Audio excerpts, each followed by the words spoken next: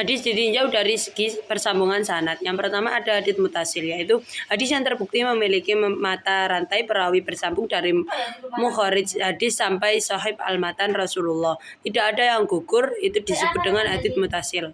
Yang kedua, ditinjau dari persambungan sanad ada hadis munqati, yaitu hadis yang mata perawinya dan mukharij hadis sampai Rasulullah terbukti ada yang gugur dan sanadnya terputus di bagian mana saja.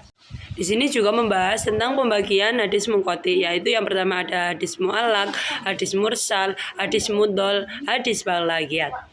Lanjut, kita ke hadis ditinjau dari segi kuantitas sanadnya. Yang pertama ada hadis mutawatir, yaitu hadis yang diriwayatkan oleh orang banyak yang dimana mereka mutasil sebagai sepakat dusta atau bohong. Yang kedua ada hadis ahad, yaitu hadis yang di dalamnya tidak terpenuhi syarat-syarat hadis mutawatir. Di sini juga menjelaskan pembagian hadis mutawatir. Yang pertama ada mutawatir lafzi, mutawatir maknawi, dan juga mutawatir amali. Hadis mutawatir lafzi hadis yang diriwayatkan banyak orang dengan susunan redaksi dan maknanya benar antara yang satu dengan yang lain. Mutawatir maknawi itu berlain-lain dalam menyusun redaksi, tetapi berlain-lain susunan itu terdapat penyesuaian prinsip. Dan juga yang terakhir mutawatir amali, praktik keagamaan yang dikerjakan kemudian diikuti oleh para sahabat, tabi'in, dan seluruhnya.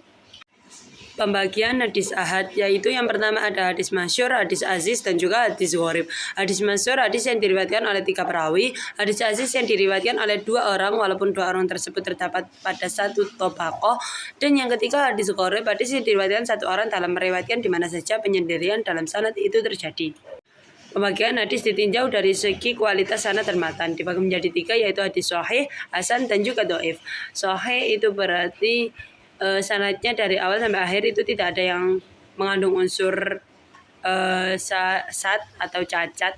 Yang kedua ada hadis hasan, hadis yang bersambung sanadnya tetapi nilainya itu kurang sempurna. Yang ketiga ada hadis dhaif, yaitu hadis yang tidak memenuhi syarat-syarat hadis sahih dan hadis hasan. Yang terakhir pembagian hadis ditinjau dari segi pernisbatan pada pembicaraannya.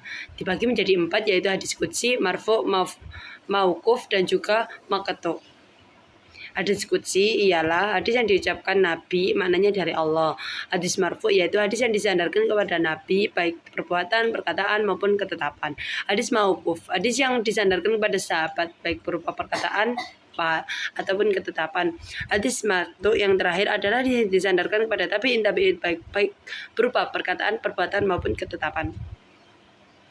Jadi dapat disimpulkan bahwa pembagian hadis menjadi beberapa kategori serta sangat penting dalam memahami dan mengkaji ajaran Islam. Pembagian ini membantu dalam menentukan tingkatan keautentikan dan kekuatan hadis, sehingga memungkinkan umat Islam untuk memahami dan mengamalkan ajaran Nabi Muhammad SAW dengan lebih akurat dan lebih bijak. Oleh karena itu, pengetahuan tentang pembagian hadis sangat penting bagi semua orang Muslim yang ingin mendalami ajaran Islam dan meningkatkan kualitas firman dan amaliyahnya. Terima kasih. Itu tadi presentasi dari saya untuk bab 6 mengenai pembagian hadis. Terima kasih. Assalamualaikum warahmatullahi wabarakatuh.